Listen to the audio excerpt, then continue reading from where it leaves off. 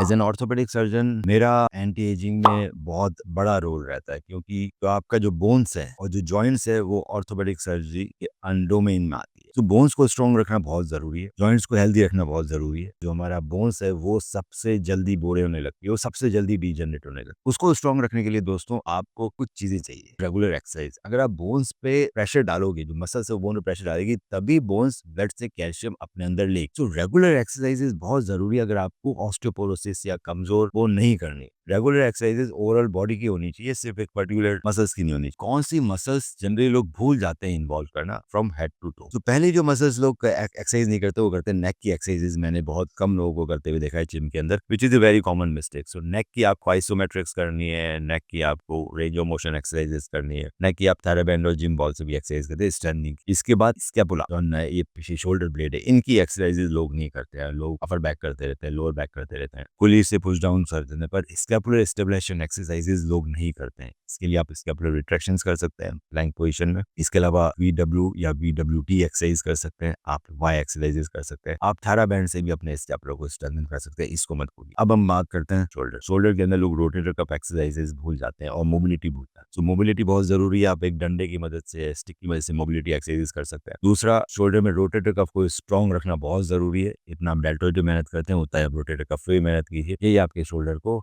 Long term shoulder pain और सुप्रा spinatus और इस तरह के रोटेटर कफ इंजरी से बचाएगा, शोल्डर डिस्लोकेशन से बचाएगा। मैं हैंड की बात करूं तो लोग रिस्ट स्ट्रेंथनिंग एक्सरसाइजेज भूल जाते हैं। फोरआर्म अगर स्ट्रॉन्ग नहीं रखोगे और फोरआर्म की स्ट्रेचिंग नहीं करोगे तो आपको टेनिस एल्बो डेवलप हो सकता है, आपको गोल्फर्स एल्बो डेवलप हो सकता है, और ये बहुत ही कॉमन है, बहुत यंग लोगों में डेवलप आता है। तो फोरआर्म को स्ट्रॉन्ग रखना बहुत जरूरी है, क्योंकि सारा आप वजन हाथ से उठा रहे हो और ये स्ट्रॉन्ग नहीं हुआ, या फिर आपने इसमें वजन नन से नहीं पकड़ा, तो चीजें खराब हो सकती है। इसके अलावा वेट ट्रेनिंग जब भी करते हैं तो वेट ट्रेनिंग के अंदर बैलेंस ट्रेनिंग बहुत जरूरी है, अपर बॉडी में भी और लोअर बॉडी में। वो डेफिनेटली सब लोग करते हुए दिखाई देते हैं, करने भी चाहिए, पर आप थोड़ी वेरिएशन लाइए अपने प्लैंक्स के अंदर ताकि कोर ज्यादा बेटर डेवलप हो स्टेबिलिटी वाइज। हिप एक्सरसाइजेस कम लोग करते हुए दिखाई, धीरे धीरे मैंने देखा ट्रेंड हिप एक्सरसाइज का बढ़ रहा है because of Instagram, which is good, पर फिर भी रेंज ऑफ मोशन है, hip exercises, hip opener, stretchings बहुत जरूरी है। ये इनकॉर्पोरेट करनी ही करनी है, और मैंने नहीं देखा जिम में ज्यादातर लोगों को करते हुए। कुछ कुछ लोग करते हैं, ज्यादातर लोग नहीं करते। हिप की फ्लेक्सर्स करनी है। लोग VMO की एक्सरसाइजेस भूल जाते हैं। VMO अगर आप बोलोगे तो आपका पटेला माल ट्रैक करेगा, आपके घुटने में दर्द आने लगेगा। इसके साथ साथ IT बैंड स्ट्रेचिंग्स नहीं करते लोग, पर फोम रोलर से आप IT बैंड स्ट्रेच कर सकते हो, बहुत जरूरी है। और नहीं चाहते बॉडी में last. So ankle and foot anterior tibialis की एक्सरसाइज नहीं करते, वो डेफिनेटली करनी चाहिए। फुट के अंदर बहुत लोगों को